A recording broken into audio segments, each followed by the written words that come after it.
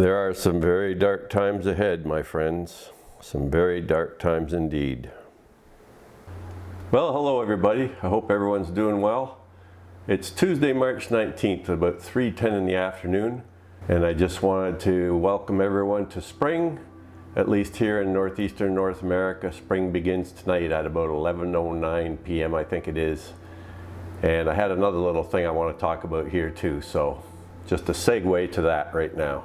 Anyhow, I did want to remind people out there, in case they haven't heard about it already, or even if you have heard about it and forgot about it, there's a total solar eclipse coming on April the 8th.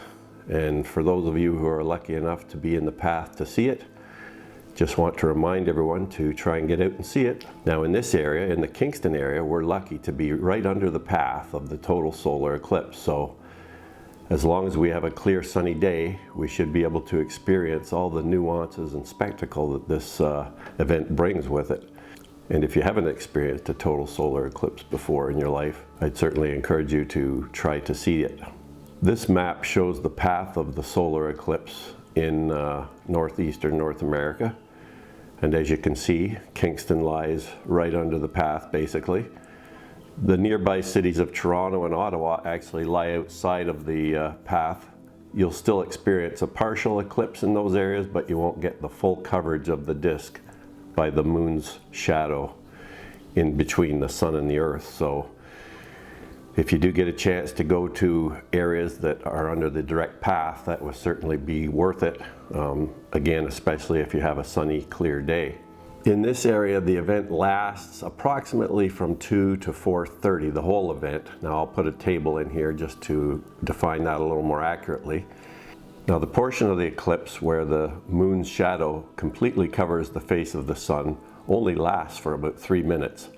But that's the most awe-inspiring time because the surrounding landscape becomes dark, the sky takes on a weird coloration. And then in the final phase, when the shadow is completely covering the face of the sun, you can often see the corona of the sun streaming out beyond the edges of the shadow of the moon. You may also see a very bright flare or a bright spot on the corner of the disk that they often refer to as our diamond ring or another type of ring effect. And that all depends on the day, I guess, or the location you're at, whether you're going to see all those features or not. But certainly worth heading out to see. I heard on the radio the other day that the city of Kingston is anticipating possibly up to 70,000 visitors from all over the place to come and see the eclipse. So hopefully the weather will be good and we'll be able to see every aspect of the eclipse in nice fashion here. Just hoping for the clear skies that we ideally will have. Now, even if you have cloudy skies, you'll certainly notice the darkening of the overall atmosphere and that kind of thing. But if it's clear and you can see the sun, then it's really worth taking a look at if you get a chance. Interestingly, total solar eclipses occur every 18 months or so they occur fairly frequently, but that's only at different places on the Earth. To get one occurring at a particular place at a particular time is a much more rare event. The next one in Kingston will occur at about 370 years or so from now. So if you miss this one, you're not likely going to see the next one, unless you discover some fountain of youth type formula. So what is a total solar eclipse? Basically, that's where the sun is eclipsed by the moon's shadow. So the moon gets right in between the earth and the sun and casts a shadow over the earth, at least along a particular path. It doesn't cover the whole earth all at once. If you really want to do some serious observing of this event, you're going to need to have some eclipse-proof glasses. And these can be just cheap things that they often give out to observe the solar eclipse. And they're usually just cardboard constructed, but they'll have a very dark plastic film in there that is rated to be strong enough to allow you to still look at the sun. You can also use appropriate welders glasses that would have a high enough rating to allow you to look at the sun.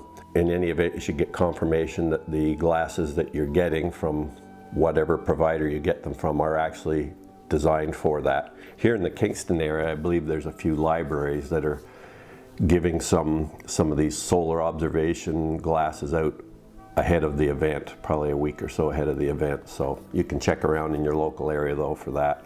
Anyhow, certainly a neat thing to look at if you get a chance. As I mentioned, it's not going to happen again in this particular area for, I think it was 370 some years after this time. So to see future ones, you would need to travel to different locations to get under the path. So it's nice when the path comes right over you for a change and you don't have to travel much.